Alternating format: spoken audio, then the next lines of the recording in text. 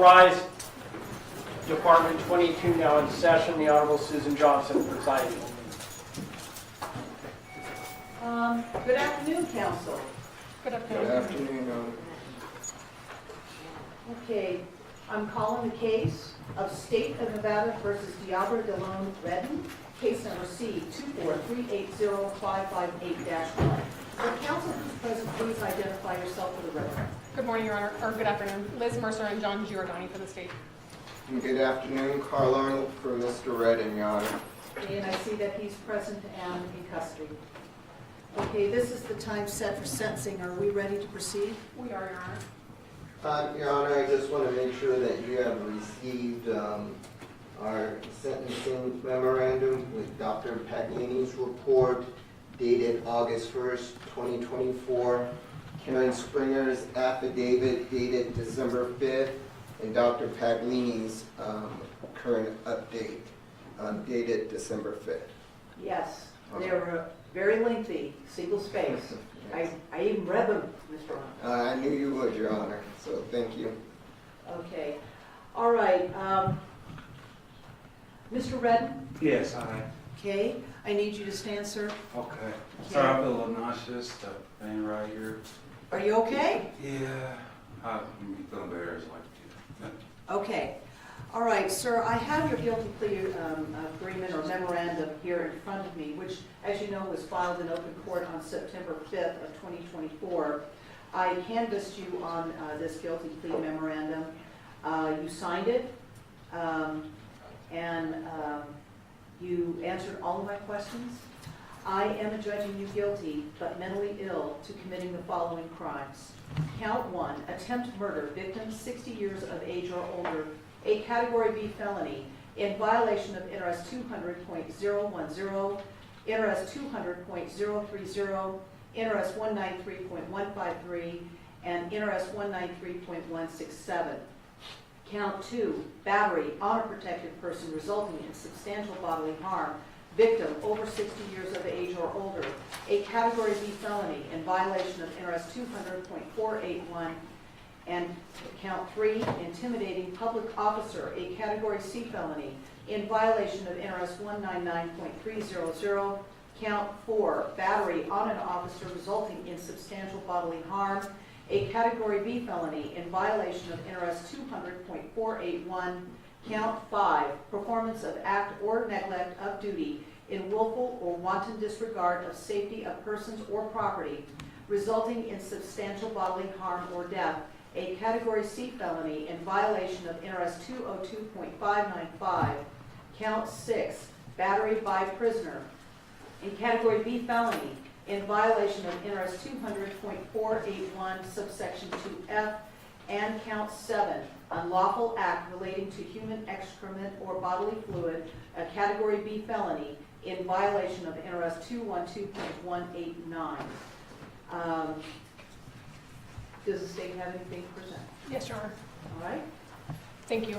Your Honor, before I begin my argument, I would note that he has 16 days credit for time served, and that is because he's been under sentence of imprisonment in the case that he was sentenced on in front of Judge Holthus when the events in this case took place.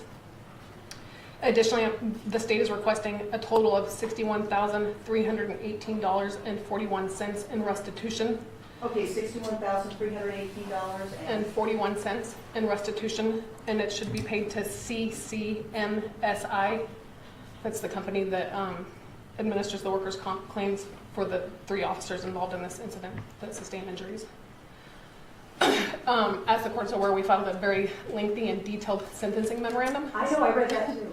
So I'm not going to spend a whole lot of time regurgitating everything in there, but there are some things that I want to point out for the court.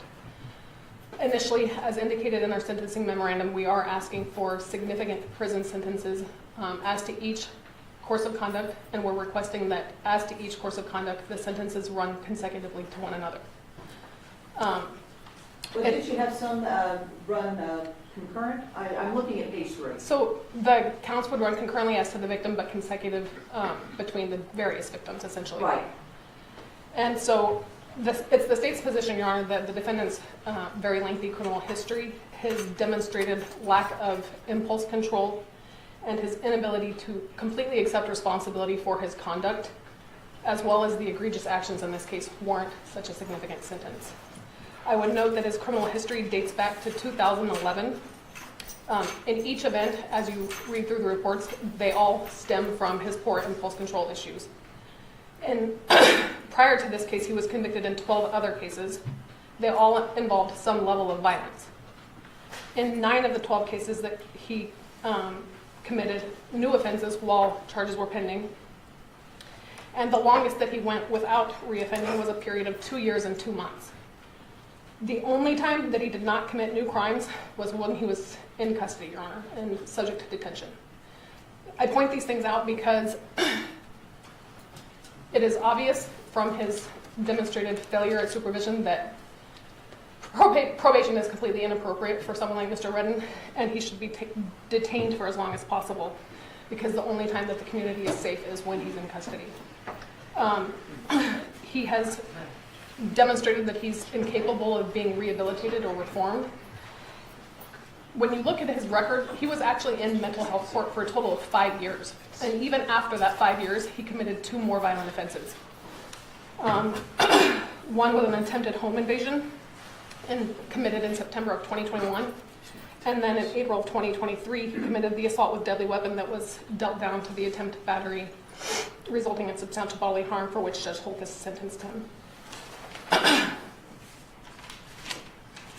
And then in January 2024, when he showed up for sentencing in that case, he committed the horrific crimes in this case.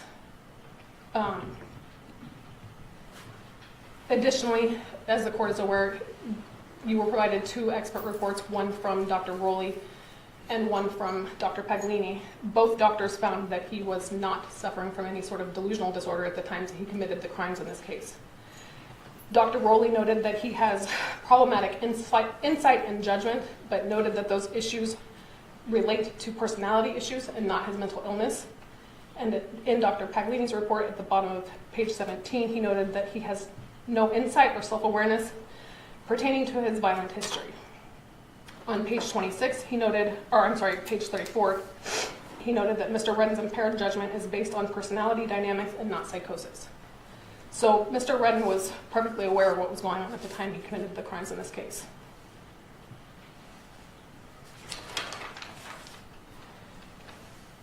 I think that what you notice pretty glaringly when you look at his criminal history is that Mr. Redden has repeatedly failed to recognize that he is the common denominator in these cases. It is his actions that end him up in situations such as this. It is not him being victimized by other people, it is his conduct.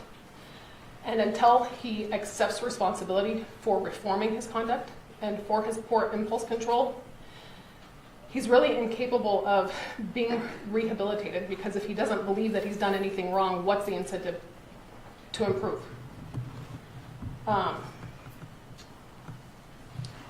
As to the facts of this case, Your Honor, Mr. Redden cannot be permitted to retaliate against a sitting judge and officers of the court when he's displeased with the outcome of a criminal case.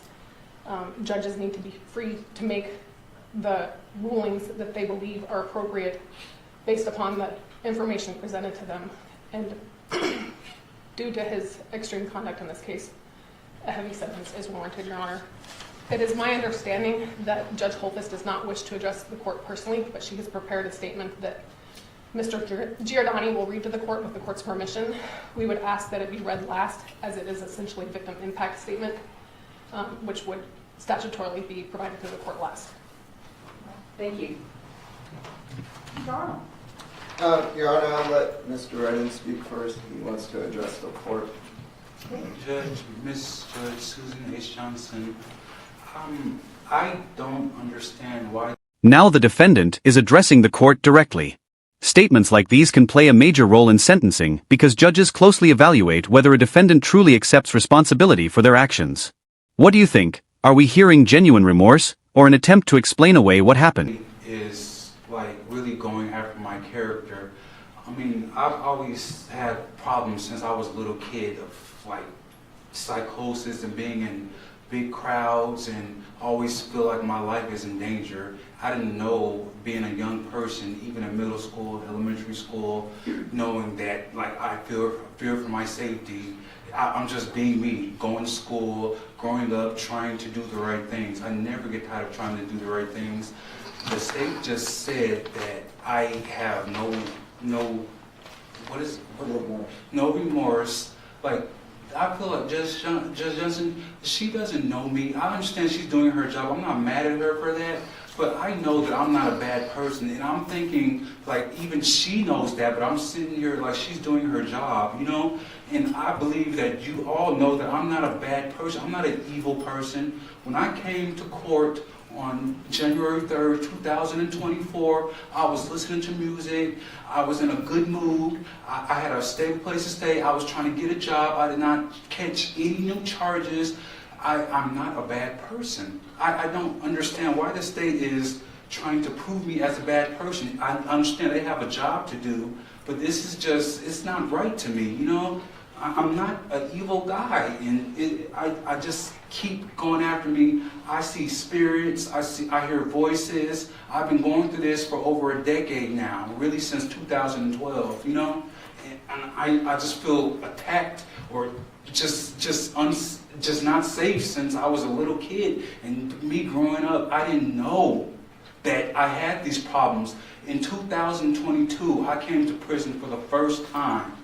I accepted responsibility for my actions. When I did what I did, I committed a crime in 2020 of December. It was 4 years ago. I paid my debt to society. I got out thinking I'm going to get work. I was really sick and ill. I was very malnourished. I don't complain about things. I don't point the blame when people have done me wrong. I still treat everybody right. And the state just stated that I have no remorse and they feel like I'm a bad person. I just don't understand why are they coming after me like this. But I understand they have a job to do. When I came to court, I know for a fact, Judge Johnson, I met Judge Holthus in 2023 of October, and you know what she told me when she revoked my probation? She said, Mr. Redden, I hope you get the help you truly need. I said, thank you so much, and I meant it. I know for a fact I'm not an evil person. I think all of you guys know that, you know? But I'm not gonna use stuff like me being on camera for my actions, you know? But I know for a fact that I cared about Judge Mary Kay Holthus' well-being. When I left my house that day at 8 Rose Circle, I left my keys to my apartment, to my family, you know? And I got in the car and I came to court doing the right thing. I gave up everything, like, in case I don't get probation. I was like, well, at least I know I tried. And I'm sitting here talking to Judge Holthus, Ms. Johnson, and I swear I started hearing voices in 2012, really in 2014. I'm gonna make a long story short, but I just want to get the facts out because I don't want the state. I understand they have a job to do, but I'm not a bad person. I'm not an evil guy. But I came to court. And I'm in a good mood. I'm listening to music on my phone. I'm like, oh, whatever. I remember I about to hug my mom, my foster mother who raised me since I was 11 years old. I hugged her like, just in case if I don't get pressure. You can see it in the videotape yourself. I was in a good mood. I don't want to be known as a person who has mental illness because those people get attacked. I've heard so many people who have mental illness commit suicide and kill themselves and commit things that they really don't mean. I hope I don't have mental illness. I try not to have mental illness, you know.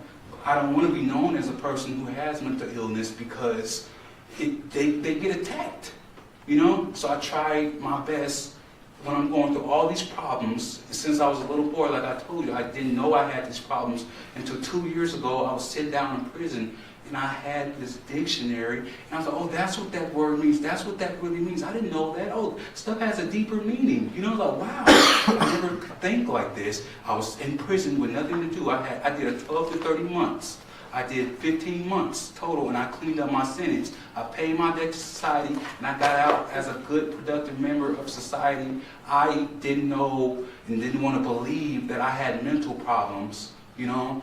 I started seeing spirits November 2022. I'm not making excuses for my actions, but I'm saying I'm not a bad person. And I know that I did not intend to kill Mary Kay Holthus. I know I cared about her well-being, Judge Johnson, you know?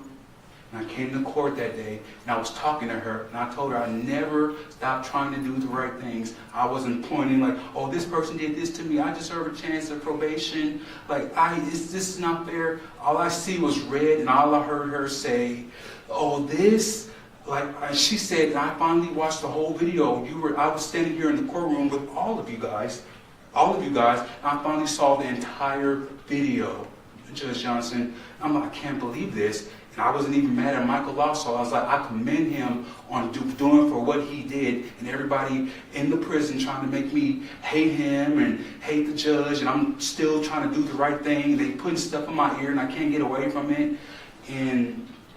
But basically what I'm trying to say is everything I've been doing, this is just like, this is not right to me. But like I said, I know the state has a job to do. And basically what I'm saying is, I know I cared about Mary Kay Holthus, to make a long story short, but when I was sitting here talking to her, I swear this has been happening to me since 2012. I saw nothing but red, and I heard her say, I think it's time for a taste of something else. I saw nothing but red, and I don't remember doing anything except for jumping on top of her and doing this to her robe. I was like, why are you doing this to me? That's what I wanted to ask her, if I think I know myself, but I'm not really sure. That's the only thing I could come up with. I had 11 months, but I can't really come up with anything. But I know that I cared about Judge Mary Kay Holthus' well-being, you know? That's all. Thank you. Denise, if you don't mind. Sure.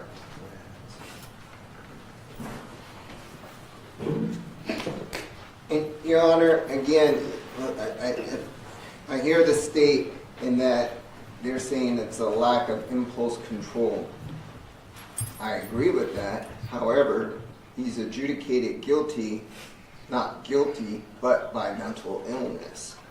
And so, bottom line, his ability to control his impulses are vastly different from my ability, from, Mr. Giordani's ability. He does not have the same ability to control his anger, what he's going to do, because, as you saw in Dr. Paglini's report, from day one, from birth, he has had this mental illness based upon his mother's drug use at the time of her pregnancy, the stuff that he saw during him growing up, going through different households, going to a stable home in his foster parent, but he was still unable to comply with just normal behaviors. And that all of that should be taken into account. I think this case starts again in April of 2013. The 18th is when he was arrested after going after his brother-in-law with the baseball bat.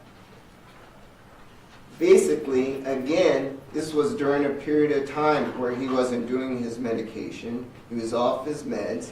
He's going through his paranoid disorders, whatever those that were outlined by Dr. Paglini.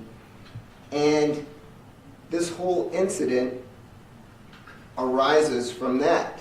He gets into court and he's deemed incompetent. He can't comply with the normal court proceedings that were occurring. He refused transport 3-4 different times. Then he gets into court and he's unable to control himself. Why? Because he wasn't on medication. He goes to competency court. He is eventually given medication to subdue the voices, to subdue his impulses, and he's able to comply. That person that is able to comply is the person that we see today, Your Honor. We made sure he was on his medication. We asked the prison. I asked him personally. That wasn't done prior to his sentencing in the original case that occurred out of the 2023 incident. And that's the other point I wanted to bring up. This case is very different than most of the cases where we have a mentally incompetent person in the court proceedings. Usually, their incompetency keeps them in custody. This is the first that I'm aware of that they're actually released out of custody. He was released, and then he had the inability to get back on the medication that was being given to him free of charge at Clark County Detention Center. He tries to make appointments, as you saw in Ms. Springer's affidavit, to get this medication. For 2 months after his release, which again is an occurrence that I haven't seen before, he's unable to get that medication.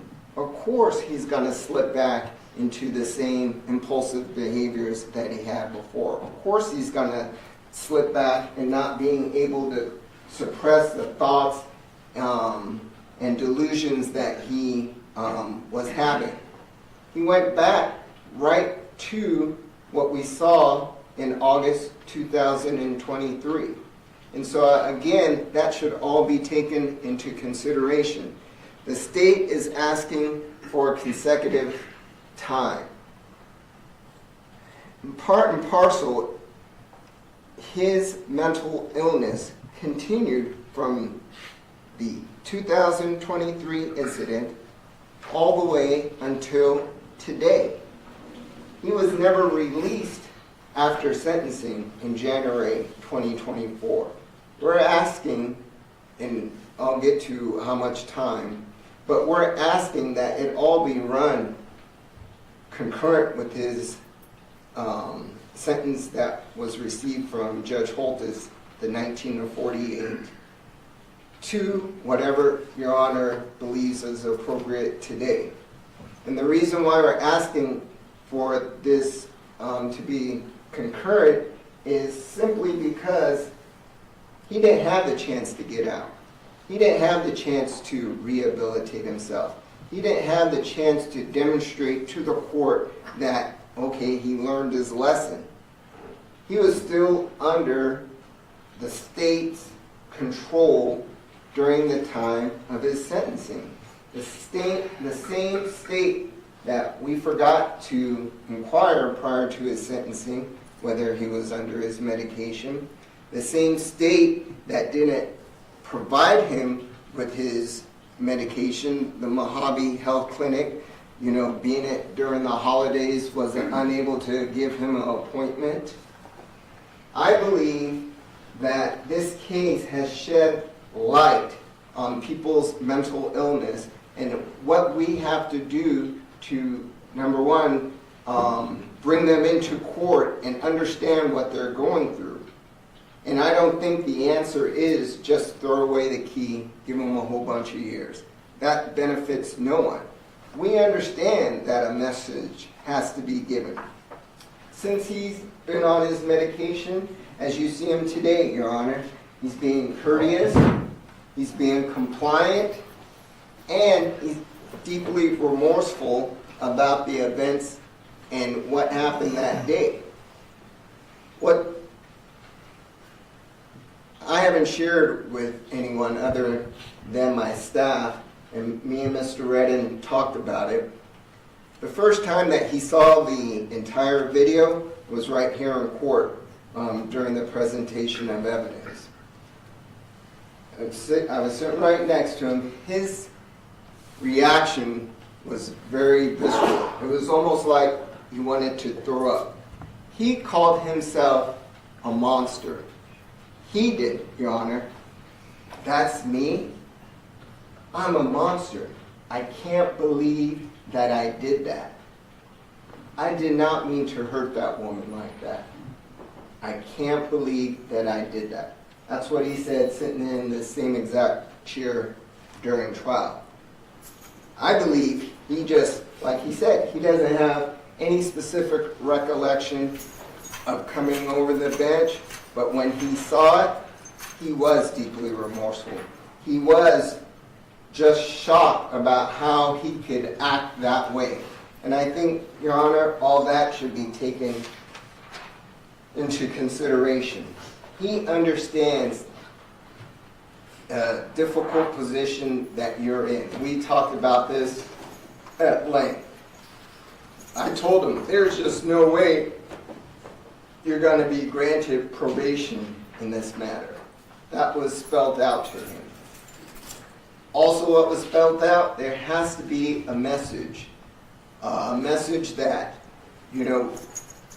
you can't come flying over the bench because you didn't get the sentence that you wanted, or you're upset with the sentence. It has to be protection to your honor, it has to be protection to the prosecutors, it has to be protection to everyone in the courtroom. And so that message has to be sent, so we don't have the next Joe Schmo that gets upset and takes it out on court staff or anybody surrounding them. He understands that. And with that understanding, he knows that he has to do some time. What we're asking for, Your Honor, is a 4 to 11 year sentence. How we got to that was a 2 to 5 on counts 1, 2, 3, 4, and 5, all to run concurrent. Consecutive to that, and by statute, counts 6 and 7, we're asking for a 2 to 6. So the total of that and the count 6 and 7 to run concurrent with each other. So, and we're asking also that be concurrent with his current 19 to 48 sentence. So we're asking for a 4 to 11 year sentence. I think that's sufficient considering, number one, his mental illness that he was under, his inability throughout life to control his actions based upon that mental illness, the state and our failure to be able to recognize mental illness and what we should do in terms of addressing it, getting him the type of help, and not just throwing him into prison, but figuring out ways, which we're not equipped with, but a psychologist would be more adept to figure out how to help these individuals and give them a life plan or whatever it takes so when they do get out into society, they're able to comply and have appropriate behavior. As you saw from Ms. Springer's affidavit, this was an individual coming off of his meds that still wanted to comply. He had a living arrangement. He was trying to get to his appointments. He even obtained a job at the Teamsters union and received a dispatcher job, while he was waiting for sentencing that day. This is a person that can and would be able to do it given the appropriate help from a psychologist and mental health counseling.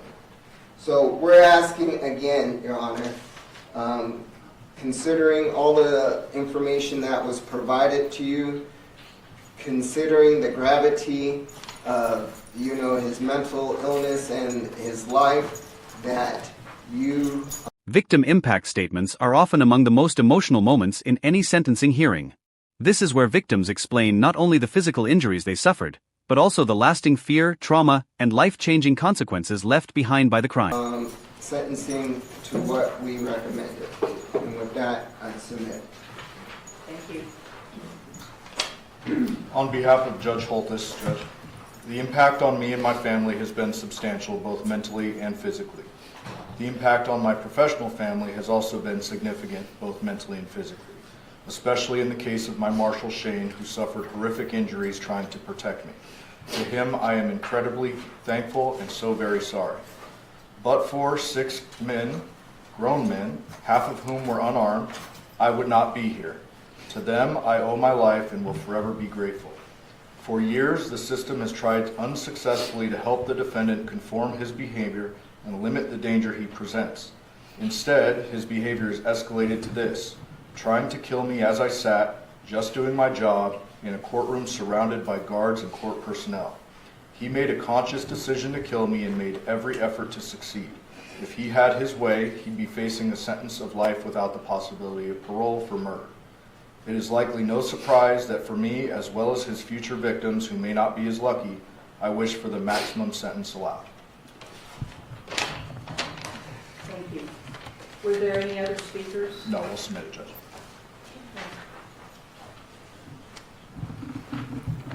Mr. Redden, I am not going to run any sentence that I impose today concurrent with that issued by Judge Holtis.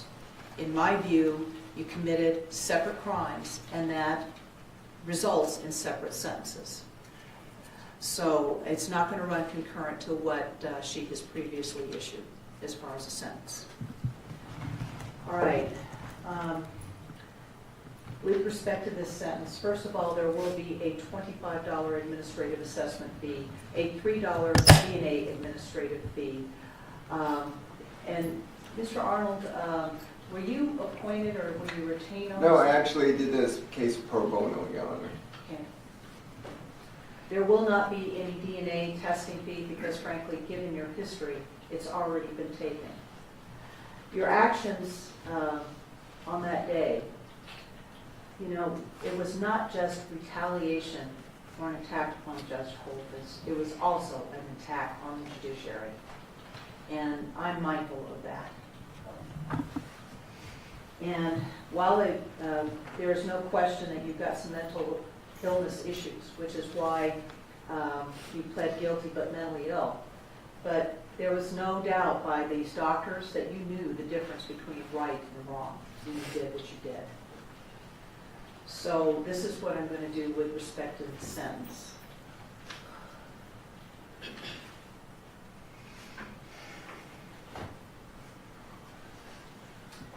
Okay, with respect to count 1, sir,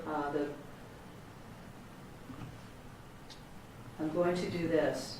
The minimum term that you would serve would be 8 years, and the maximum term will be 20 years. Plus, there will be a consecutive potential maximum term of 8 years to 20 years. So with respect to count 1, the minimum term that you will be serving combined would be 16 years, and the maximum will be 40 years.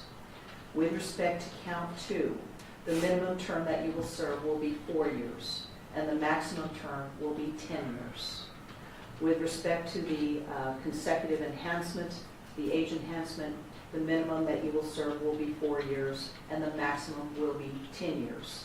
So with respect to count 2, the minimum term combined will be 8 years, and the maximum will be 20 years. The term that I impose with respect to count 2 will run concurrent to count 1. With respect to count 3,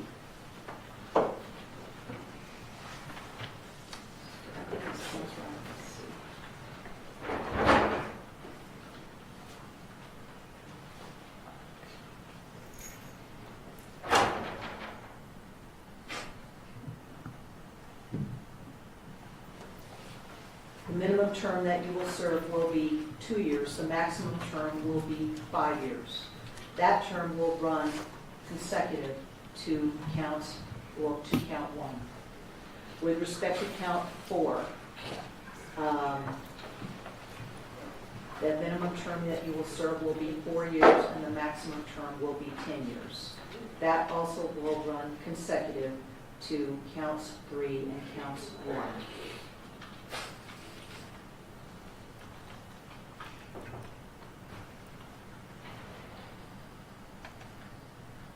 With respect to counts,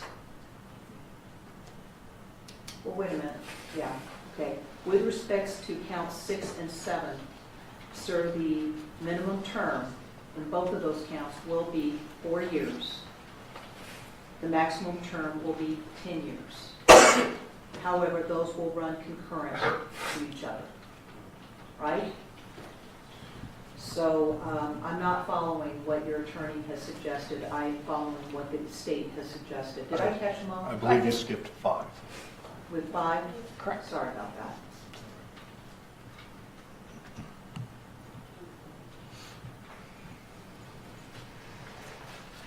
Okay. The sentence with respect to count 5 will be a minimum term of 2 years, and the maximum will be 5 years. That will run consecutive to count 4.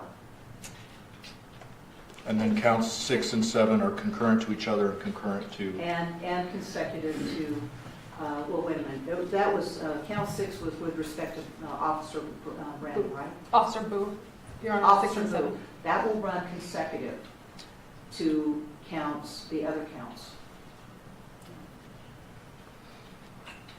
See if I can.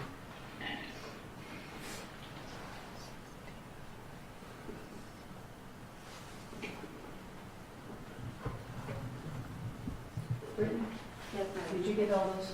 So with respect to count 6, it's to run consecutive to counts 1, 2, 3, 4, and 5. Right. And then as far as count 7, it's to run concurrent to count 6. Correct. Thank you. Could you give me the aggregate, please? When you get a chance, and you need a calculator? Yes.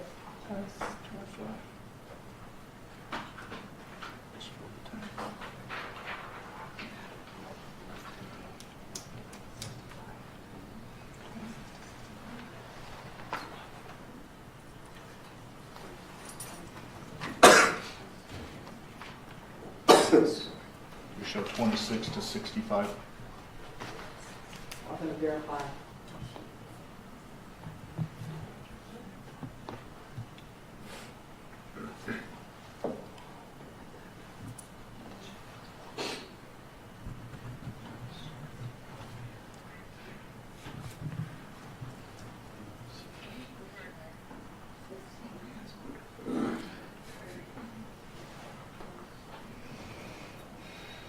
Well, that does sound about right, but let's verify. And Your Honor, as to the restitution? There will also be restitution to the victim. Thank you, Judge. I still keep coming up with 36 on the top. Maybe it's 26. So here on count 1, This, counts 1 and 2, that's 16. yes. That's 8. And then 8 goes into 16. Yeah, so here I have the, and then you have the added 8 over 20. The average is 1640. Right. And then here you have, it's going to run consecutive, so you said average. Well, after this, Yeah. this will run, Concurrent. Oh, it's Concurrent. concurrent. I'm sorry, Concurrent. that's why. okay. Okay, so 26. Yeah, count 2 will run concurrent to count 1. So 26 on the bottom, and on the top, you have 40.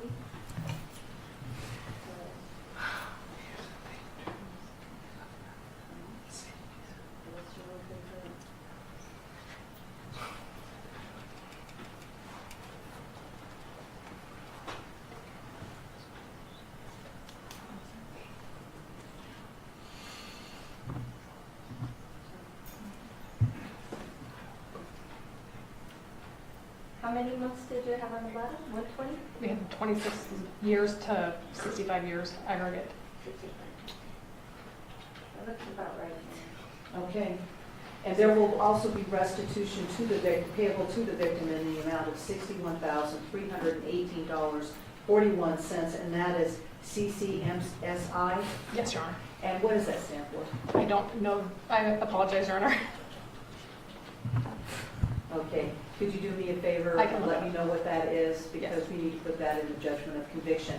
And we need to give this gentleman credit for time served. 16 days. 60 days? 16. 16 days. Okay, Thank you. Thank you, Judge. okay. Thank you.